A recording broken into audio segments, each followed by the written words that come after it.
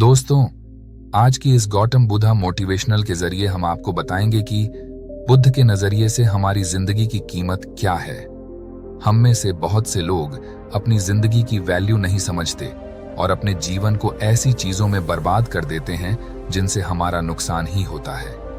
कुछ लोग अपनी जिंदगी शराब के पीछे बर्बाद कर देते हैं, तो कुछ लड़कियों के चक्कर में, और कुछ अपनी सारी जिंदगी पैसा पैसा करके बर्बाद कर देते हैं।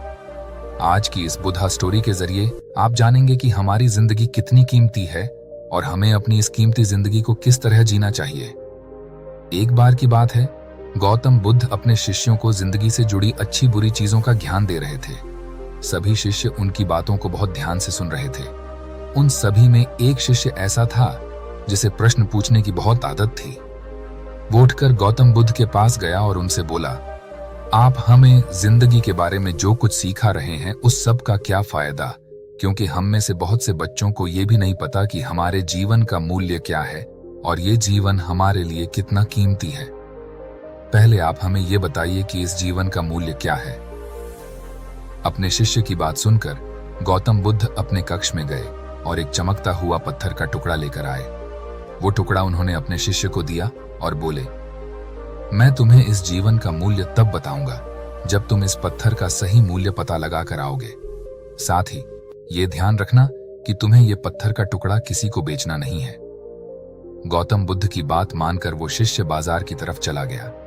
बाजार में सबसे पहले उसकी नजर एक फल बेचने वाले पर पड़ी और उसने वो पत्थर उस फल वाले को दिखाया और बोला, इस पत्थर के बदले आप मुझे कितने फल दे सकते हो? फल वाला बोला, ये पत्थर कुछ खास तो नहीं है, लेकिन फिर भी इसके बदले में तुम्हें 10 केले दे सकता हूं।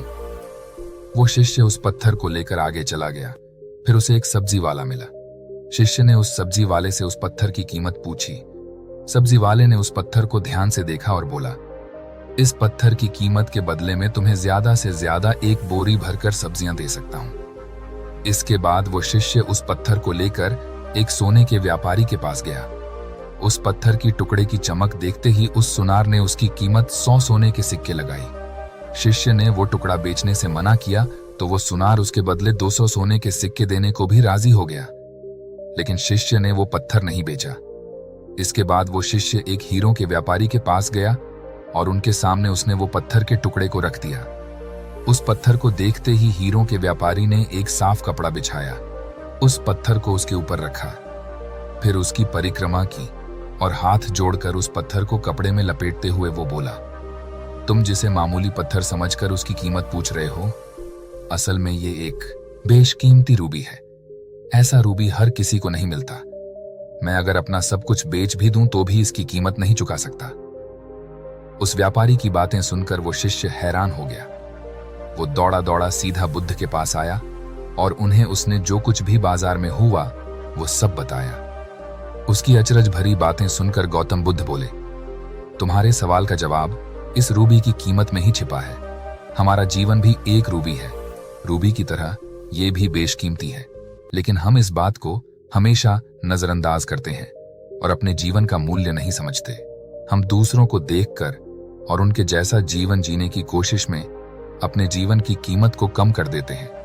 हम ये सोचते हैं कि हमारी जिंदगी की कीमत वही है जो दूसरे हमें बताते हैं, लेकिन ये बात हमेशा ध्यान रखना कि सामने वाला अपनी हैसियत, बुद्धि और अपनी समझ के हिसाब से तुम्हारी कीमत लगाता है। जिंदगी सिर्फ एक बार मिलती है, इसलिए इसको बर्बाद ना करें। अपनी जिंदगी को उतना ही कीमती समझें जितना कीमती आप अपने बैंक में रखें रुपयों को समझते हैं। आज के समय में लोग अपनी जिंदगी से ज्यादा कीमती प्यार, पैसों और दिखावे से भरी चीजों को समझते हैं। प्यार के चक्कर में लोग सुसाइड कर लेते हैं। पैसों के चक्कर में ऐसा काम करने लग जाते हैं जिससे उनकी जिंदगी बर्बाद हो जाती है। नाम कमाने के चक्कर में उल्टे सीधे काम करने लग जाते हैं। हमेशा याद रखें कि दिखावा करना जरूरी नहीं है। प्यार दोबारा मिल सकता है, पैसा फिर कमाया जा सकता है, लेकिन जिंदगी को फिर से पाया नहीं जा सकता। इसलिए अपनी इस बेशकीमती जिंदगी को अच्छे से जिएं। हर पल का आनंद लें।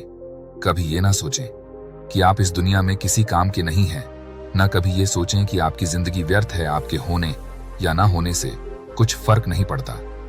जब भी ऐसे नेगेटिव विचार आपके मन में आए तो खुद को बस ये याद दिलाएं कि जीवन एक रूबी है और ये बेशकीमती है।